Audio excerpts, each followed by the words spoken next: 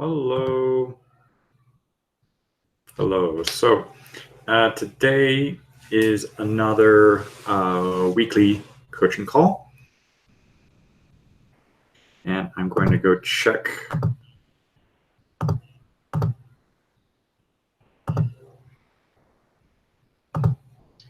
And yeah, I can hear myself. Yes. Oh, and hello, Alan. Hey, long time no see. So great. I hope you're doing well.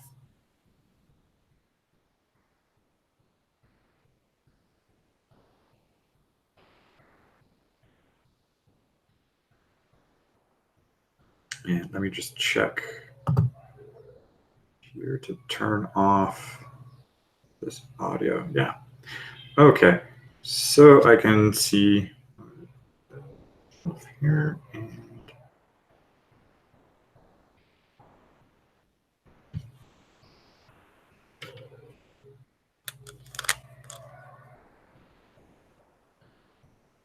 great. Okay, so we're going to be talking about phrasal verbs, and this is a topic that has been coming up for lots of my English students, English learners, and this is something I'd like to address to help people go through this. And one place where I know a lot of students are struggling with this is when they're watching their favorite TV shows and movies. So I figured I'm going to start kind of small and work with a list of about the 200 most frequently used and most common verbs that people find on TV shows. And one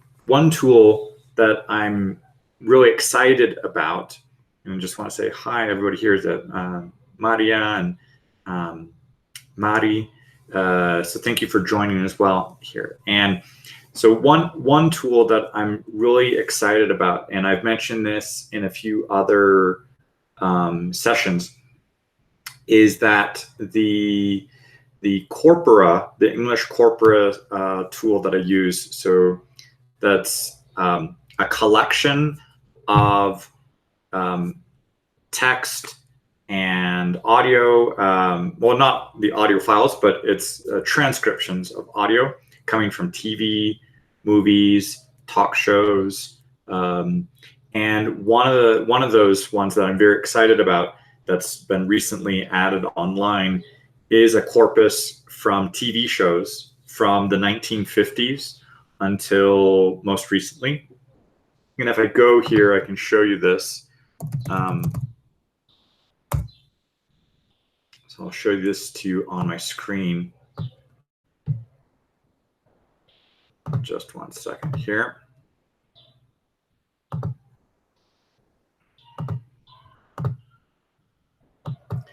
So as you can see here, this one about the TV corpus, this is relatively new on this website, the englishcorpora.org.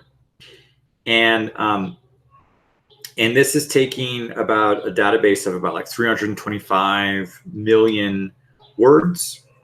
That's going from the 1950s until recently for these TV shows, and a little bit more of these details that they say here. There are 75,000 TV episodes and the subtitles, the scripts that are in this database. So the reason why this is really cool, and especially in the topic of phrasal verbs, is that that's one of the most common places you're going to discover phrasal verbs. And one of the things I've started to do is to take in the collocation tool.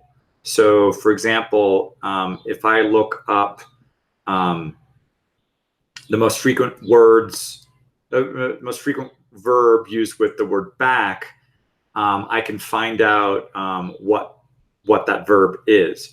So little by little, I'm using this tool, the collocation tool, to find these like top 100 verbs that are associated with these particles, the adverbs. So I'm doing my own research with this based on the information that is being found in these subtitles, in these transcripts from these TV shows, and I'm going to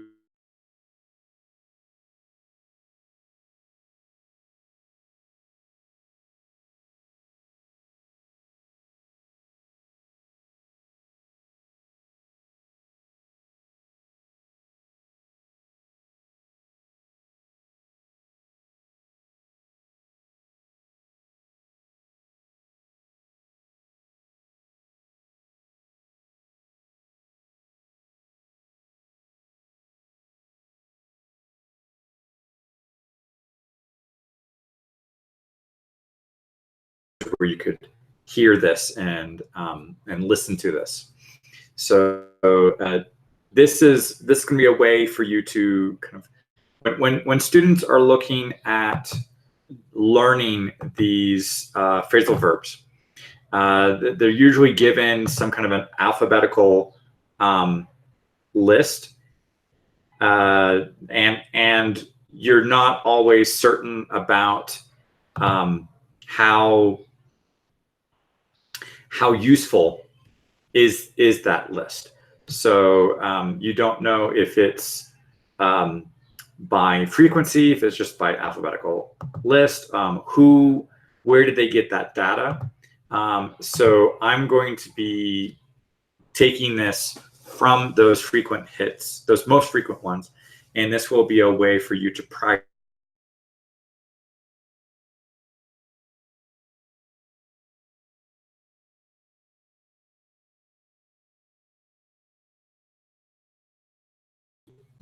week or two.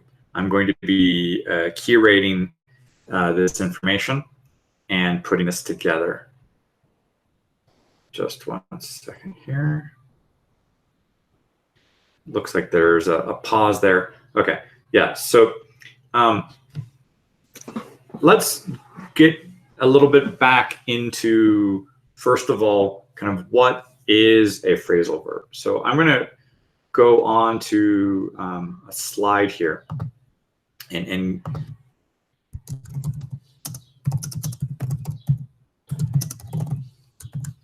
so let me just share this with you a little bit. So with these phrasal verbs, the big question is like, what is this?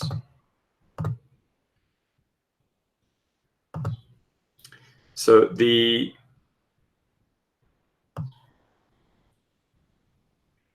and let me just get this here, and also get the information from the live there. Okay, just so I can make sure I can see your questions.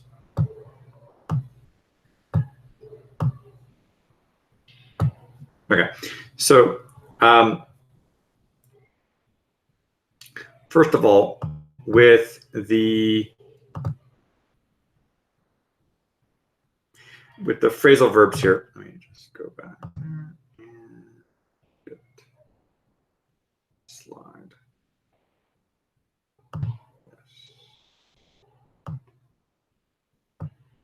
Okay.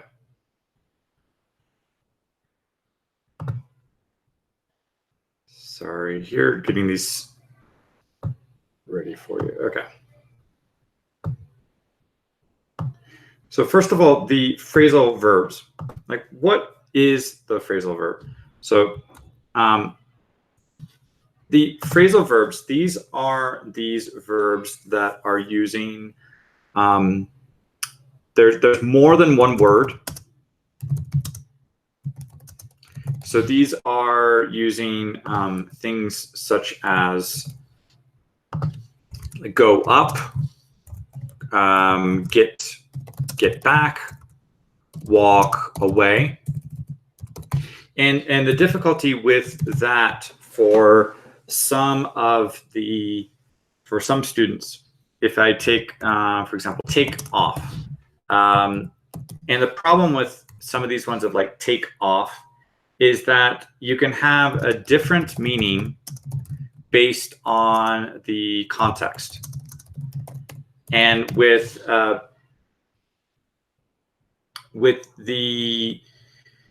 change in context, that's what's difficult for listening to them, let's say on TV shows, is sometimes this context might not be immediately obvious of what somebody is referring to.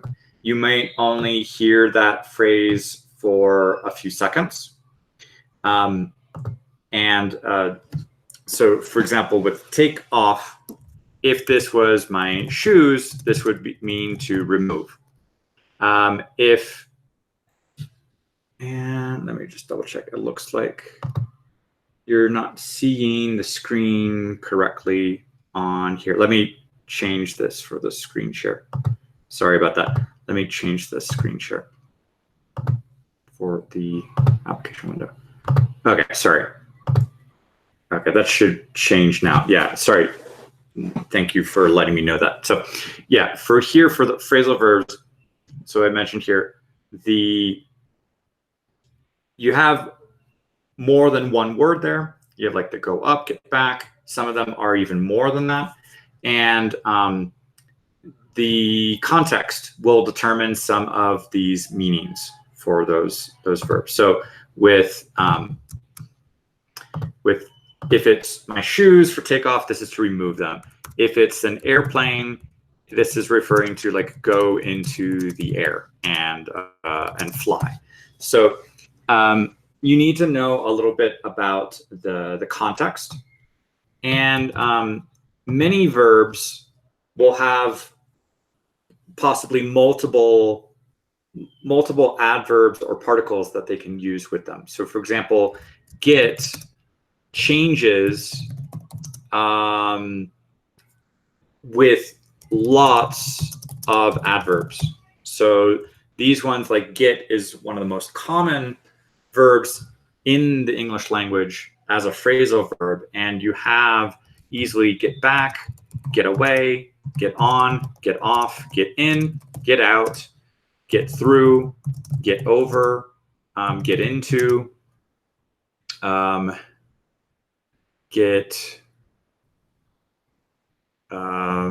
yeah, there's even like at least about 20 or so of these possible adverbs and particles. And this creates a possibility that with, let's say, about 10 base verbs and 10 articles, the adverbs and particles, you can easily get at least like 100 verbs from those ones. And lots of students, what they will do is they'll just learn them as a alphabetical list, saying that you need to learn okay everything with get, and then you'll just see them one by one: get back, get away, get on, get off. And that is not necessarily the most effective way to be learning the verbs, because our memory is not alphabetical. And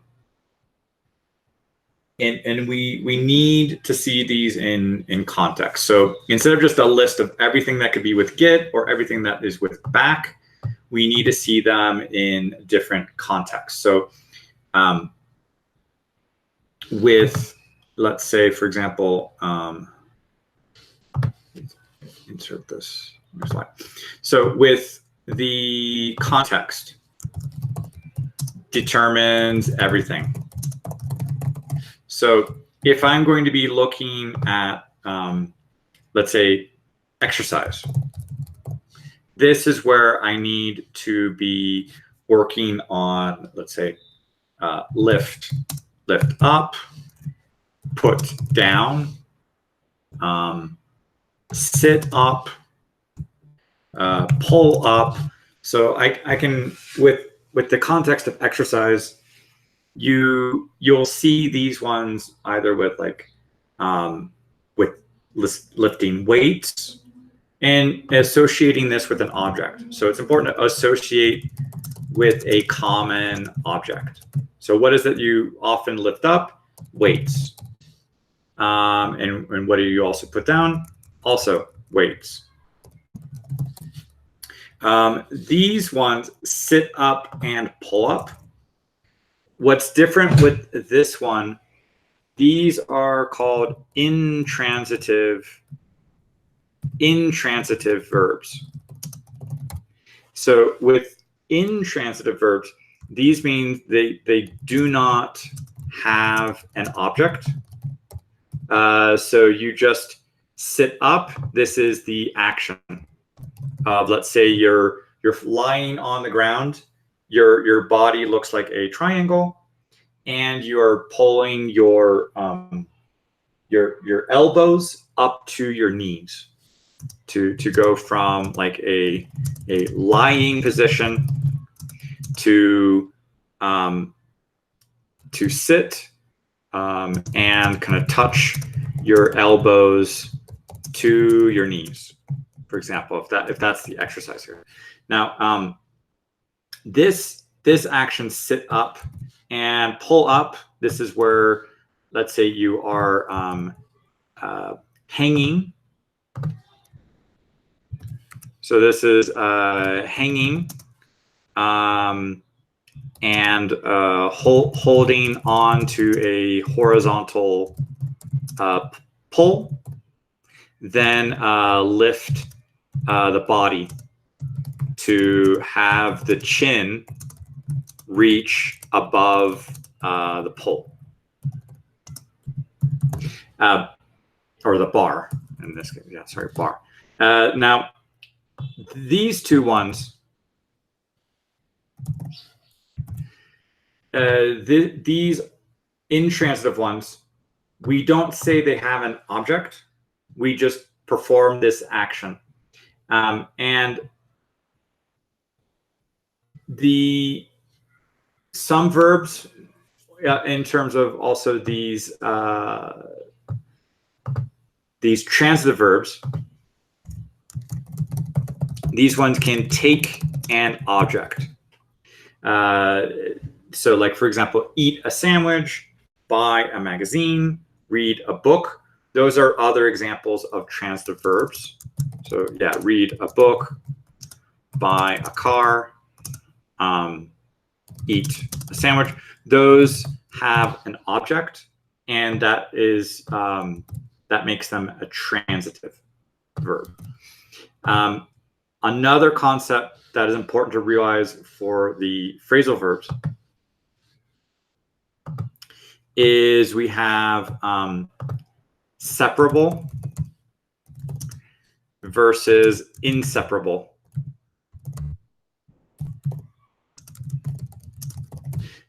So what this means is that you can detach the verb. So for example, take off. We can say, I take my shoes off, or I take off my shoes. This is an example of a separable phrasal verb because we can split this. We can have the direct object here in between, or we can put these together. We can link these together. Now, when we have with a pronoun like them, we have to split. We have to split the phrasal verb. So if it is separable, you have to split it with the pronouns. For example, I take them off. So this splits. This one is correct. And if I say I take off them, this would be incorrect.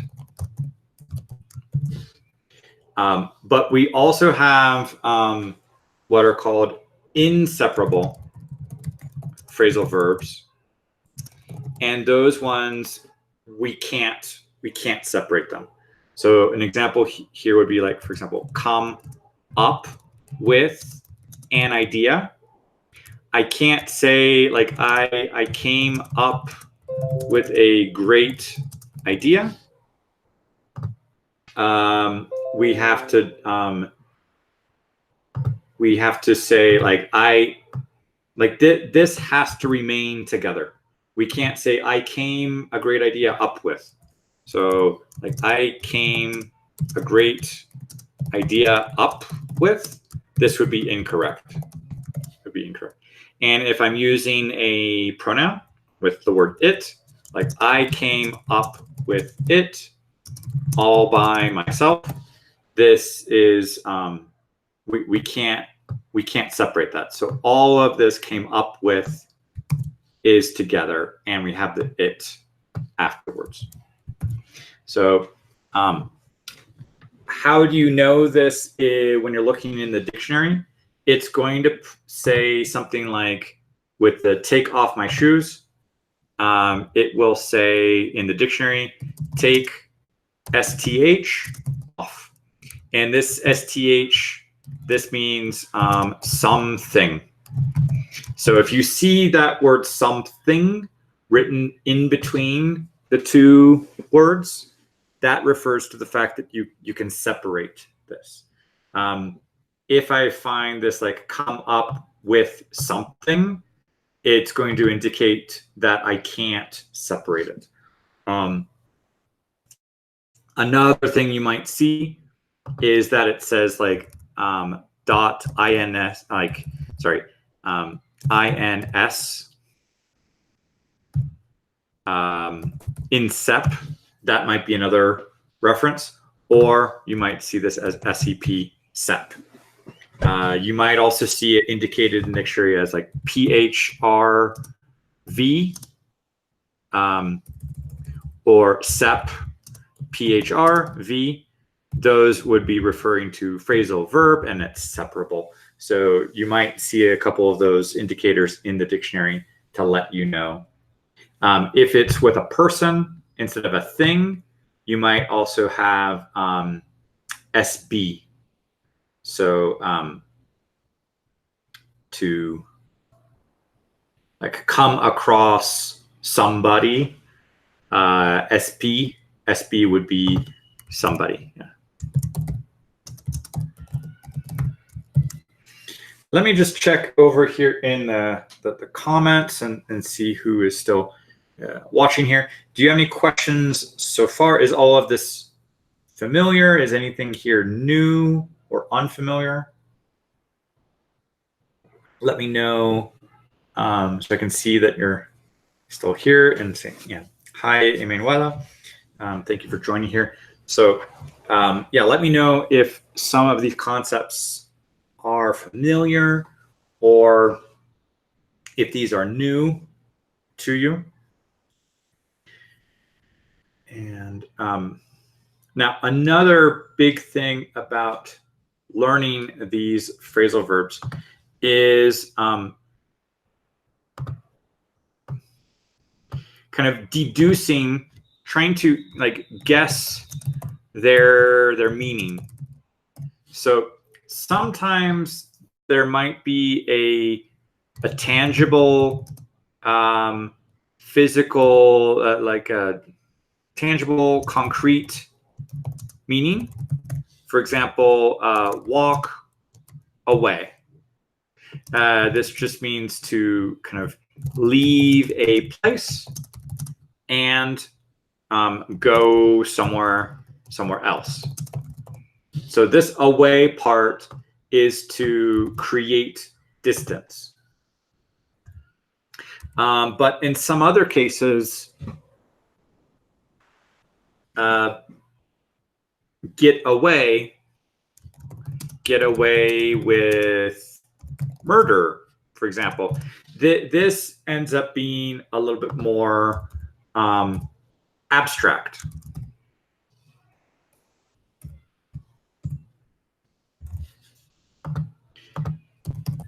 And this one with get away with murder, this is not like to create some distance. This is a little bit more of a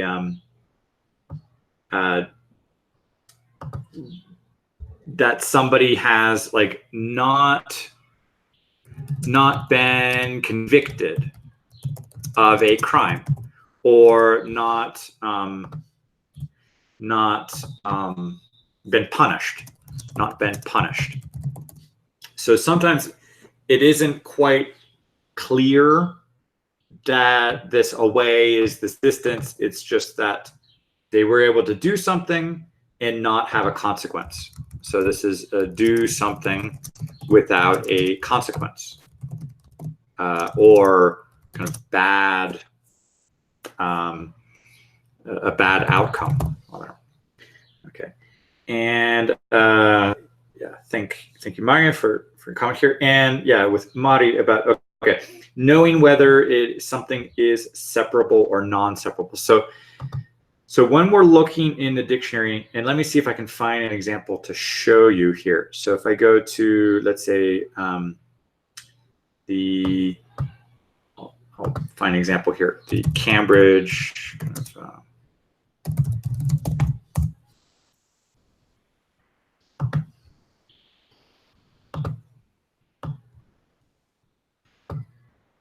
so this example from the dictionary. Okay, so I'm going to go over here to, let's say, take off. Now, when I take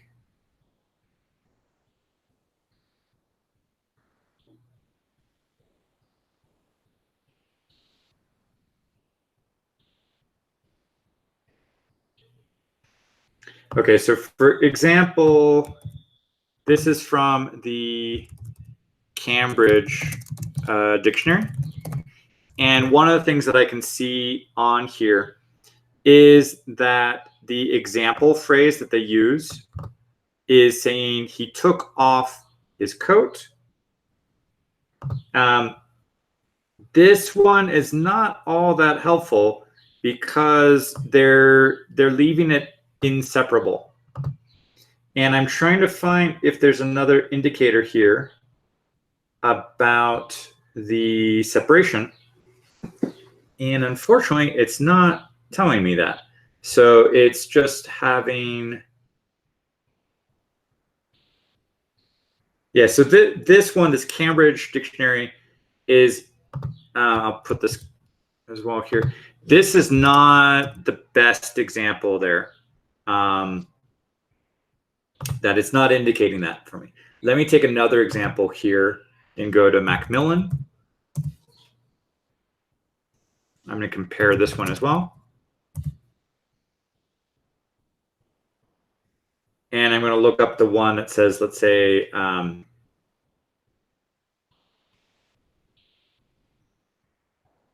it's indicating, so with, if I go to the Macmillan one, this is telling me this one, if it's, let's say, with the clothing, it's telling me that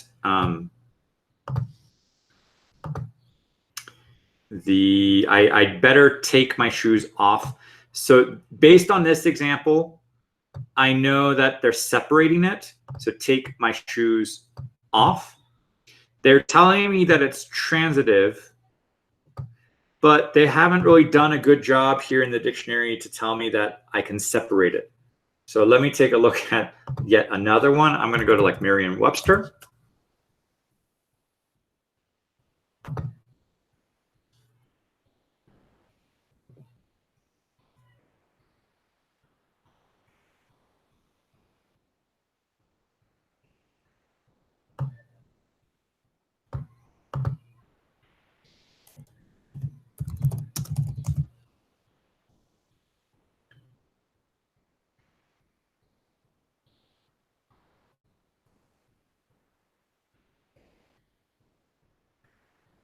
Okay, and in Merriam-Webster, I will put this one over here as well.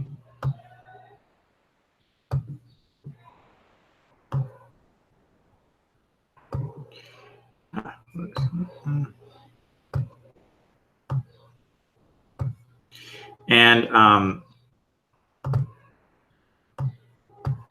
so with Merriam-Webster, they're also not being very helpful here. But if I take here the take off. It's a verb. They give me the other forms of it: took off, taken off, taking off, takes off. They're just telling me that it's transitive, and they're giving me the example phrase, take your shoes off. But they're not indicating here that it is separable. So this is a little frustrating, I would say, for learners, that you're not getting this clear indication. However, from this example sentence, they're showing me that I do see it separated. But the example coming from Cambridge, they just have he took off his coat. That's not necessarily going to be clear immediately that I can separate this. So I will definitely indicate in the course that I'm creating for phrasal verbs whether these are separable or inseparable, in addition to the example phrases that we have here. So usually it's the example sentences can help you. And I'm trying to find a dictionary that would indicate this, that it is separable or inseparable. So we've looked at Cambridge. I'll just take a look at Oxford as well. Dictionary.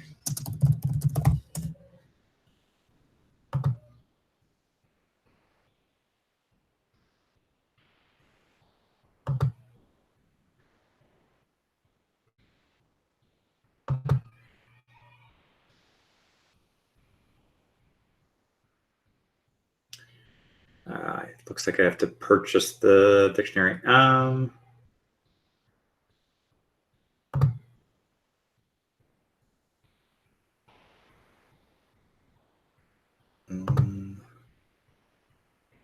No, it doesn't look like I can just search on there. But or Longman. Let me look at Longman as well. Yeah, I'll put take off.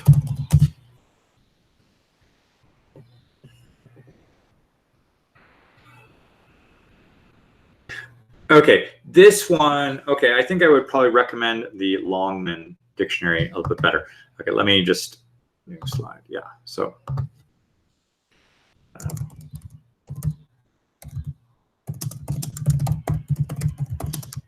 So if I take the Longman dictionary online, they're giving me, this is a better option.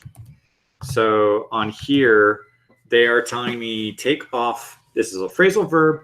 Then they are giving me this indication of take something off, to remove a piece of clothing. And the opposite of this would be to put on. That's another phrasal verb. And he sat on the bed to take his boots off. They give you another example. There's also an audio file that is possible here. He sat on the bed to take his boots off. Yeah, you have an audio file. You can listen to it. Charlie was taking off his shirt when the phone rang. Yeah. So, and here you can see the taking off his shirt or take his boots off. So my recommendation here would actually be use the Longman dictionary online. This is a much better option than what we've seen here for Cambridge, Merriam-Webster, or Macmillan. This one gives you audio. It clearly indicates if you can separate this with the word something. And I'll do another one here of that might have the word somebody, which would be, let's say, pick up. So with pick up,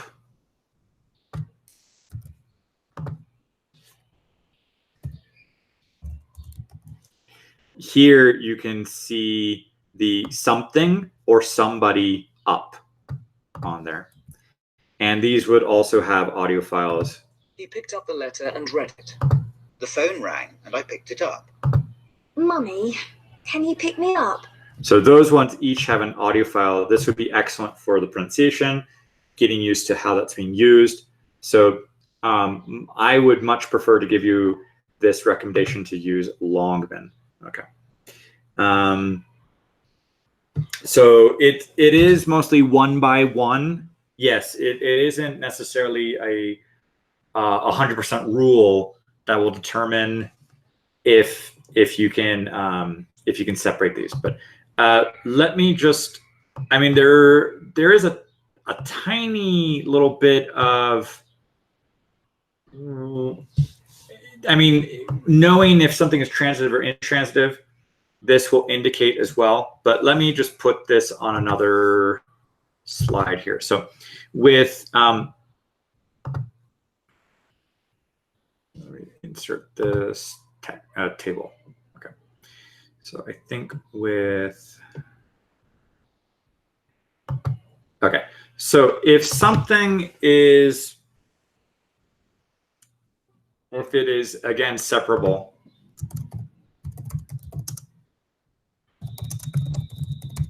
but for so far, it's not just a hard, fast rule that's going to apply all the time.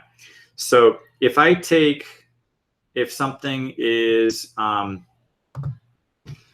transitive and intransitive, and whether we can separate this, and we'll say with separable with pronoun, and inseparable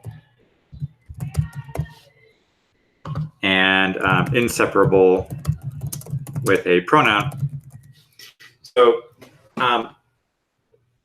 intransitive means there's no object.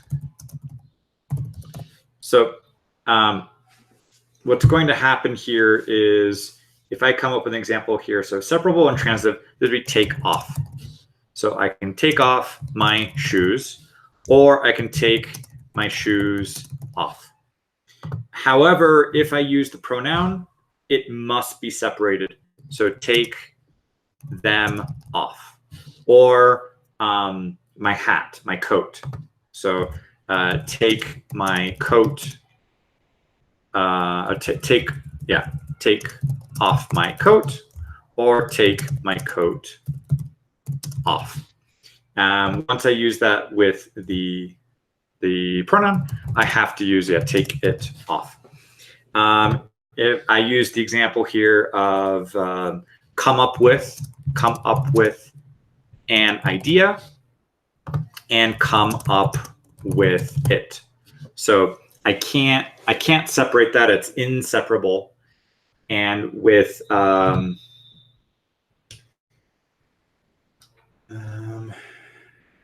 what's an example here of something that's intransitive, but I mean, you wouldn't have anything here for intransitive and separable because you need to have an object. So here you have an object. So again, you can't use that. So yeah, with intransitive, and this would be inseparable. What would be an example there?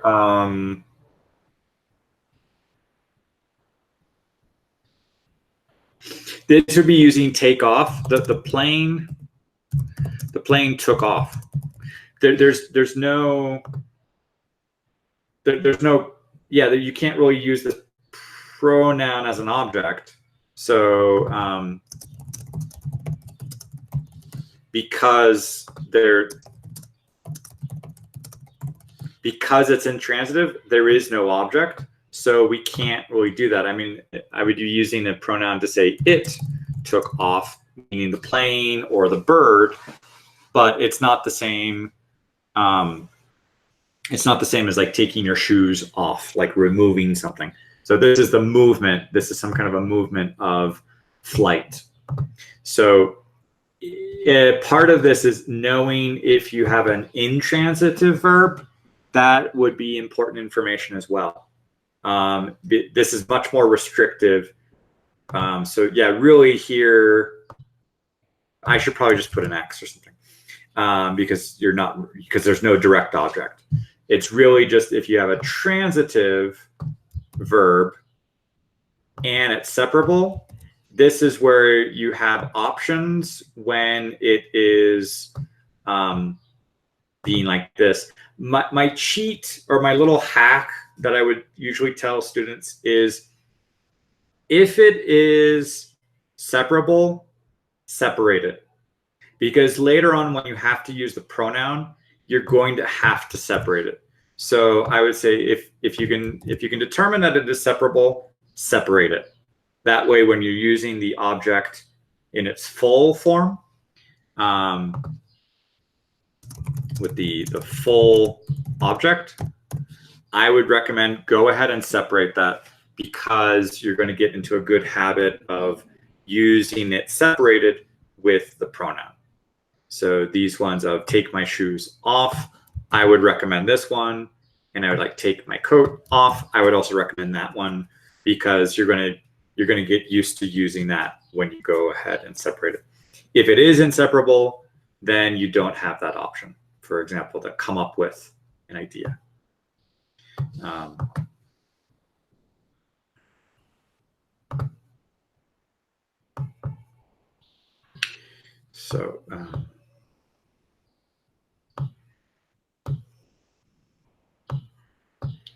Okay. I hope this is clear so far about these transitive, intransitive, about these differences. Because this is usually where students get kind of tripped up with what is this difference between this transitive, intransitive, and if I can separate it or not separate it. So there's a little bit of that grammatical knowledge about this, and I would say the Longman Dictionary seem to have the best information to provide students. Okay. What are some other difficulties that you seem to have when learning phrasal verbs? We've mentioned context. We've mentioned knowing when to separate, when not to separate. We've looked a little bit at what dictionary I would recommend, so the Longman one, and what you're looking for in the dictionary. And we've mentioned that like kind of guessing a little bit on the meaning is not always that clear. Sometimes there's an abstract meaning. Sometimes this could be figurative. Like it could be part of some kind of idiomatic expression.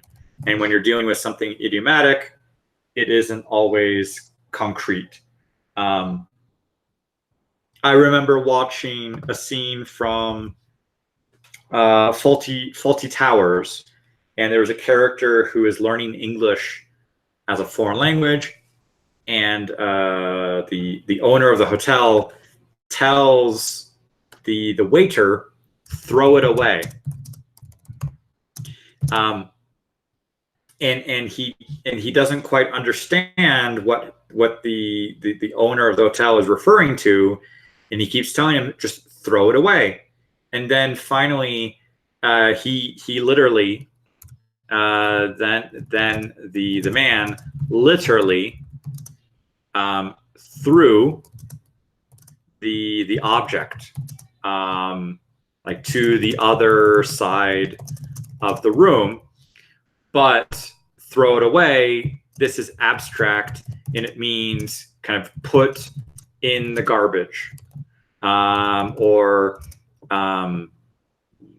put in the rubbish bin. Yeah, put in the rubbish bin. So this is to kind of basically to get rid of something, but you wouldn't literally. So when something is abstract and it's figurative, you wouldn't do this literally. But when people are learning these phrasal verbs as part of a foreign language, it's quite common that somebody might interpret this as literal, like you really want me to do that, and then the native speaker has to mention like, oh no, it's figurative. I don't don't literally mean that he got away with murder. He didn't actually kill somebody. I just mean he didn't get punished. Like he stole candy from I don't know, from the kids.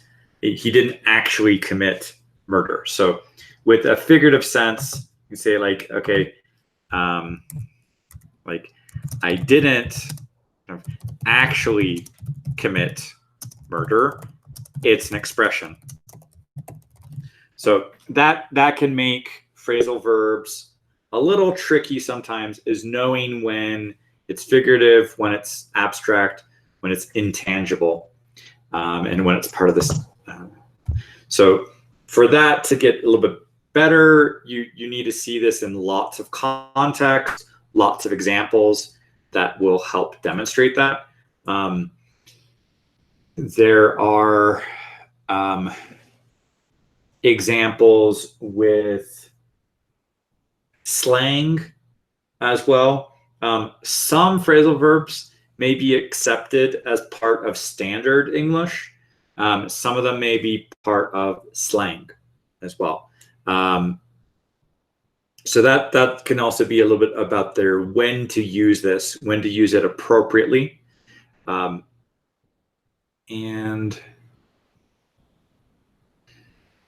coming from other languages that might have an influence, let's say from Latin or Greek, for example, we as native speakers using these in English, the history of these verbs kind of can help you also with the not so much the guessing of the meaning, but trying to understand when are we probably using these phrasal verbs and how did they kind of evolve. So a little bit here of the history is that kind of English is actually two languages. There's the spoken and the written form. So if you go back about 1,000 years in English, so let's say go back to like 1066 and William the Conqueror.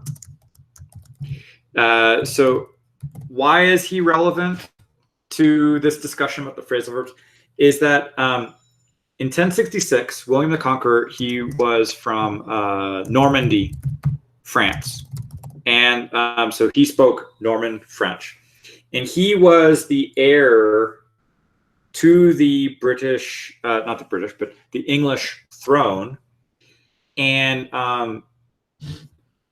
he had to go to war with the person who decided to become king, even though he wasn't the next in line. So by William the Conqueror's invasion of England and taking the throne, so when he became king, he brought Norman French and Latin and kind of Greek to the court. And what this did, this also brought this for the clergy, the nobles, the literati, the people who were educated and in power. These people could all speak kind of a combination like Latin, they knew French, and their way of speaking and writing, because they could read and write, this was considered, I guess, more formal. So these words, these were longer syllables. These were having an influence from Latin and the Romance languages. And this was heavily in the reading and writing. And also as part of the spoken formal usage. So this brought a lot of vocabulary. formal vocabulary of this influence into the English language. But what did the commoners speak? So the commoners at the time, they were speaking Anglo-Saxon. And Anglo-Saxon, this is related to German. And if any of you have ever studied German, there are separable verbs. One example that I can usually think of in German is, let's say, like anrufen. So in the dictionary, I would probably see this of like split with this little line after the an in rufen. And this is part of modern German, but this is still some heritage of the Germanic influence on English. And we still see this in spoken English today. So with anrufen, which means like to call somebody up. So if I say like, okay, ruft mich an, basically saying like he calls me up. So this is a very direct and literal kind of influence of German and Anglo-Saxon of this time. So the commoners would use these phrasal verbs, and the commoners at the time, so they didn't read or write, and what else? They were very awkward in formal situations. So with a commoner talking to somebody like a nobleman, they probably would not understand these big words that the nobleman was using. And this happens also with like kids. If I ask my kids like, hey, do you understand what mommy and daddy are talking about? They'll say like, no, you're using these big words, these big fancy words, these long words. So this is similar like kids. And if you go back 1,000 years, like the commoners, they were using these phrasal verbs in their spoken usage of like daily life.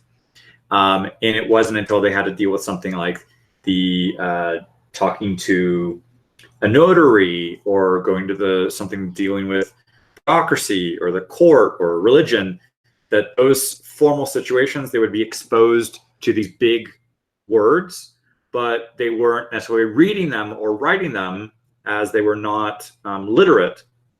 So it was mainly just in the spoken form.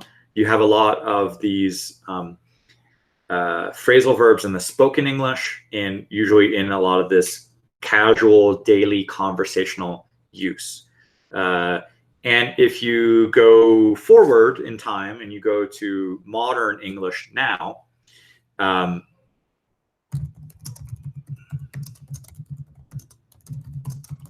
if you look at children, if I look at if I go forward and I look at this for my kids, so phrasal verbs for native speakers.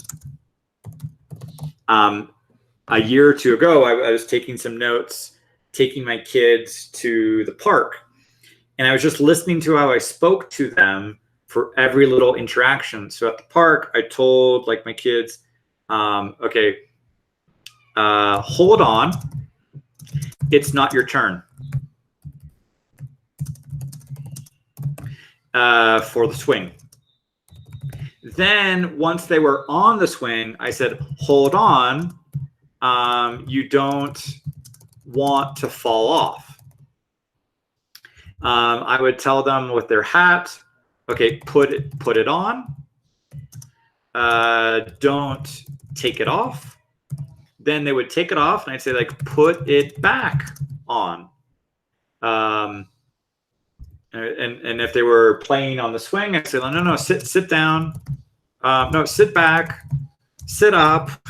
So they would be playing around, and I'd have all these little phrases of these phrasal verbs for all these commands that I would be telling my kids related to these daily actions. So for native speakers, for children, they learn phrasal verbs every day. It's these are the verbs that they know first. These are the ones that they're using on a daily basis and learning. It's not until, let's say, kind of middle school and high school and university that they start to learn formal, these kind of long syllable words from kind of Latin, Greek, Romance languages. But if you compare this in terms of overall, let's say, if of my life, I just turned 38 less than a week ago.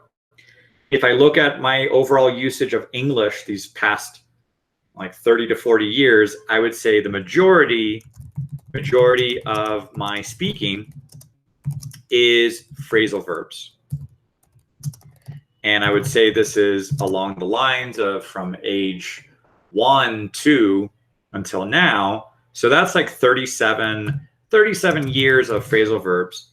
And in terms of me remembering stuff that I've read from like formal English, starting, let's say, like middle school, high school, university, that's probably starting around like age 13 to, if it stops at university, this might go for about age 22. If I get into some kind of a formal job where I need to continue to expand on my formal vocabulary, and then it might continue. So it depends on a profession that requires this. But if you compare this, if you just take most like common people who might not have a formal profession or a very one that requires an extensive vocabulary, you might have about 9 to 10 years learning these longer vocabulary words compared to, let's say, at my age now, saying like, okay, I've been doing this for 37 years, and okay, maybe I don't remember everything I did in middle school, high school, university. So if I'm not using that vocabulary actively, this might not be what I'm so used to using effectively and naturally. So kind of the default, I would say, for native speakers in most conversation and informal writing is to use phrasal verbs.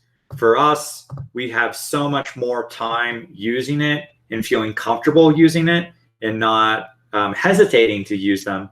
So phrasal verbs are more of a default for native speakers. And usually these longer formal words, we usually kind of hesitate a little bit of like, am I using that right?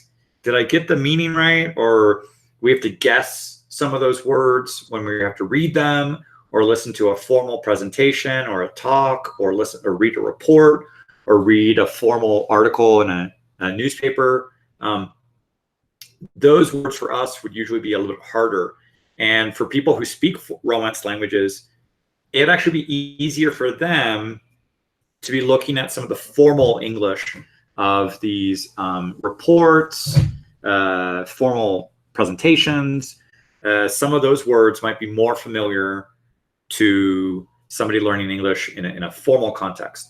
And it's probably going to be the case where in that, and when it gets to small talk or it gets to like TV shows, movies, or what you hear on fast spoken English on the TV or news reports, something like that, or conversations, that's usually where it becomes more challenging for a lot of learners. So what we're going to be doing in this course that I'm developing is going to be focusing on these most common phrasal verbs that are that you'll be exposed to on TV, and I will find these examples. I'll show you also with these examples, let's say from like the Longman, because that seemed to be the better option for the dictionary in terms of pronunciation and the examples of these sentences, and I'll also show them from the TV shows themselves. But the idea here is learning the most common, the most frequent ones that you will likely encounter or likely hear when you're watching TV. Now, if you would like to find out more about this and join perhaps this test group for this course that I'm developing, I would encourage that you go check out this link, this bit.ly/200 TV phrasal verbs. So this is taking, as I mentioned here before, this data coming from the corpus, from those 75,000 episodes from the 1950s until now. I'm doing a lot of the research using those tools, so you don't have to go into it yourself. As a native speaker, I also recognize which of those verbs, what their meaning would be, and I can anticipate how they would be used in the context. And I can go in, look at those examples of the context so you can understand how this is being used. And then you'll have access to these, listening to their pronunciation and exercises to use them to help you remember them. Because I was asking several people over on Instagram what some of their struggles are with the phrasal verbs, and one of them was that they were saying remembering them.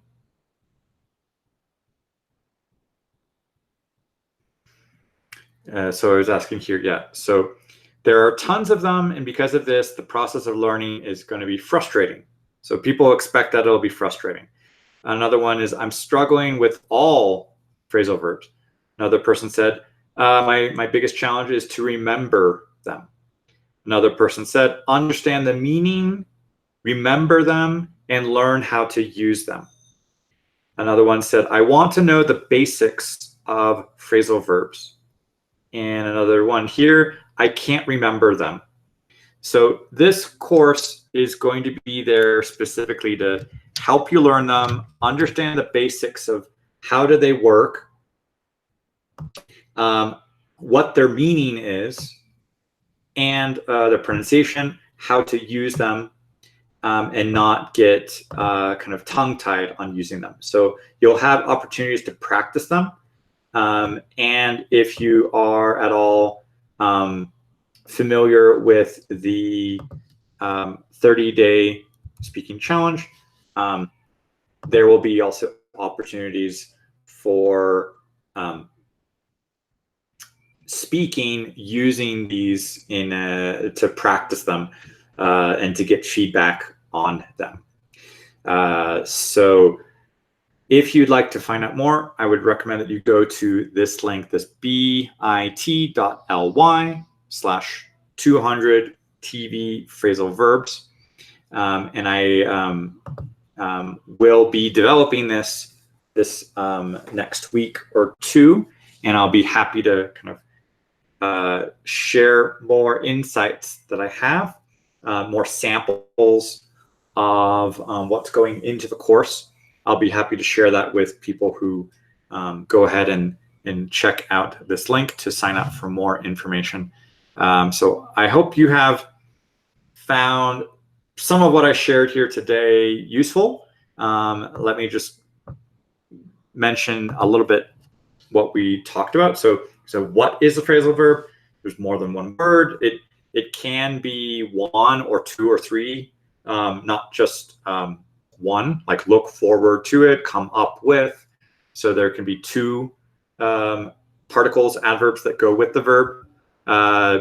You need to learn these things in context, not just alphabetically. Whether something is separable or inseparable, we went into some detail with that. We looked at some examples from the dictionaries and realized like some of these dictionaries are not all that helpful when they tell you how to use it. They might give you an example sentence, but they don't quite tell you clearly whether it's separable or inseparable. But I did like the example from the Longman dictionary, which was clearly saying it was putting the word something or somebody in between the base verb and its particle or adverb. So this is a clear indication that you can separate it.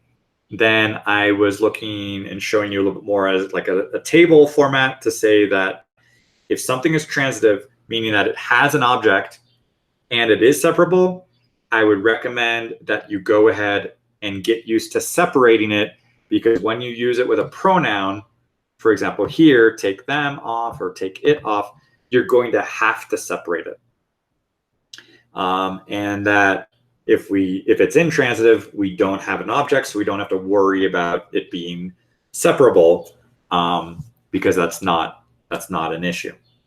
And then I mentioned a little bit about the history of the English language and saying that for a long time, most of common spoken English has been based around phrasal verbs, in that about 1,000 years ago with William the Conqueror bringing French and Latin and Greek to the English court, that brought a lot of these longer formal words and verbs into the English language, and that the English language became basically two languages. We still have a kind of a Germanic, Anglo-Saxon spoken influence of shorter verbs and phrasal verbs. And for the formal English that is written, you're probably going to have more of a long influence that's influenced by the Latin, Greek, French. And so this creates how the language is being used today. And I mentioned that for children, they have a heavy exposure to phrasal verbs on a daily basis. And over the years, adults are much more at ease using phrasal verbs than using formal vocabulary. So our default as native speakers is usually using phrasal verbs because we have so many more years of experience using them. And that sometimes when we're guessing the meanings, sometimes it can be concrete, sometimes it can be tangible, but oftentimes with phrasal verbs, they can be idiomatic, they can be figurative, and they can be abstract. And it's not always obvious to know if somebody is referring to this in a figurative format or they mean it in a literal way. But we will discuss that as well at possible meanings and differences, and sometimes how that can be used in humor, especially on TV, where a joke could be based on a figurative usage of a verb and somebody's using it in a literal meaning, which is not expected. And that's usually a part of humor, is using this either, let's say, also in a newspaper headline.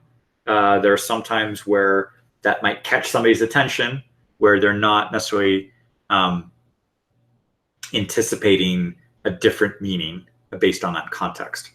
So if you would like to find out more about these this phrasal verb course, I would invite you to go over to this link, the bit.ly/200 phrasal verbs. And I'll be in touch with people there on that list to share more information about the developments of this course. So I want to make sure people are interested and want to find out more about this. But thank you so much for your time. I hope this has been helpful, and I wish you all a great day, afternoon, and evening, and we'll be in touch. So I'll be back for another coaching call next week, and about a different topic. So yes, yeah, you're very welcome, Mari. Hope you found this useful, and glad you were able to join, and hope you can check this out. So have a great day, afternoon, evening, everybody. Talk to you soon. Bye-bye.